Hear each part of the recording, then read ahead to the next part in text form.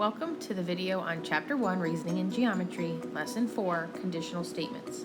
By the end of the lesson, we should be able to answer the question, how do we write different forms of conditional statements?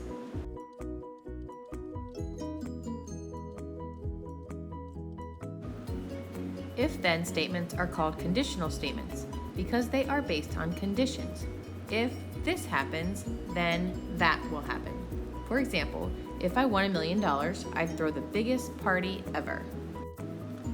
The part following the if is called the hypothesis. This is very important that you do not include the word if in the hypothesis. The hypothesis for this example is I won $1 million because it follows the word if. The part following the word if is called the hypothesis. The part following the then is called the conclusion. Now, this example, if I won $1 million, I'd throw the biggest party ever, you don't actually see the word then. However, it's implied right here. If I won $1 million, then I'd throw the biggest party ever. Throwing the biggest party ever is the conclusion following that hypothesis. Again, if there was the word then, it still would not be considered part of the conclusion.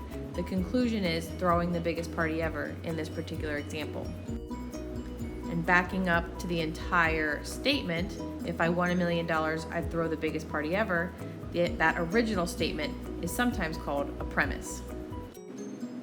When we discuss a premise, we refer to the hypothesis and the conclusion as P and Q. Instead of saying hypothesis over and over again and conclusion over and over again, mathematicians started to decide to use the letters P and Q to represent those things. So I'm going to go ahead and do these two examples in the boxes, and then you can do the 5 hypotheses and conclusions below that. So I'm going to identify the hypothesis, or P, and the conclusion, or Q, and I'm going to label them both as such. So in the first example, it says, if you go out with that boy one more time, then you're grounded. Well, after the word if is you go out with that boy one more time. So not including the word if, just the words after it, you go out with that boy one more time, that's our hypothesis, which is P. So I'm going to label it with the word hypothesis for the example part. I'm underlining it because that's what your instructions are going to be down below for the example that you're going to be doing. The conclusion we are going to highlight here, and that's after the word then. It says then you're grounded. So after the word then, it says you're grounded.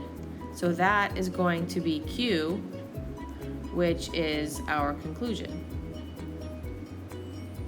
All right, so one more time. In the next one, it says if you mess with the bull, then you get the horns. Well, the part after the word if, you mess with the bull, that's going to be P, which is our hypothesis. Then you get the horns. Well, you get the horns is after the word then. That's the conclusion. So that is Q. All right, so that's your job for the set of 5 down here. I'll read them for you, but you are identifying the hypothesis with an underline and the conclusion with a highlighting or boxing around it in some way. So if today is Monday, then tomorrow is Tuesday. If you like it, then you should have put a ring on it. I can go to the game with you if my wife says it's okay. If we get a babysitter, then we can go to the concert. If the animal is a fish, then it can swim. Go ahead and take a minute, pause the video, try these on your own, please. Okay, we're going to go ahead and go over some answers here. So it says the first one, if today is Monday, then tomorrow is Tuesday. Hypothesis is getting underlined, conclusion is getting highlighted. So if today is Monday, today is Monday is the hypothesis, which is our P. I'm going to go ahead and use another color here. That is our P. Then tomorrow is Tuesday is our conclusion, which is Q because it's after the word then. Number 2, if you like it, that's the phrase after the word if, so that's our hypothesis or our P value. Then you should have put a ring on it. So you can highlight you should have put a ring on it, but the ring on it is the important part there. So that's the conclusion or P. Number 3 is the one I really want to look at because it switches things up. The importance of the words if and then start to become more of what you're comprehending in the sentence, not just it's always going to be if and then a then. It could be a then, depending on this. So if comes afterwards, but that doesn't change the fact that the if is always going to be the hypothesis. So I can go to the game with you if my wife says it's okay. So my wife saying it's okay is the hypothesis that has to happen first, then I can go to the game, which is why my wife says it's okay is underlined as the hypothesis or the p-value, and going to the game is the conclusion or the q value, okay? Number 4 and 5 are pretty straightforward. If we can get a babysitter, then we can go to the concert, and if the animal is a fish, then it can swim. So P's and Q's, hypothesis, conclusions. Check your answers. I hope you did well. Going along with the if not always coming first, followed by the then, and sometimes it's the then before the if. Sometimes if-then statements aren't even if-then statements to begin with.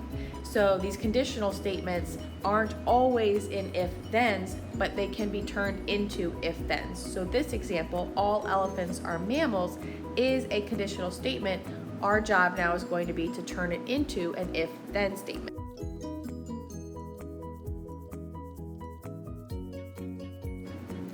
So all elephants are mammals.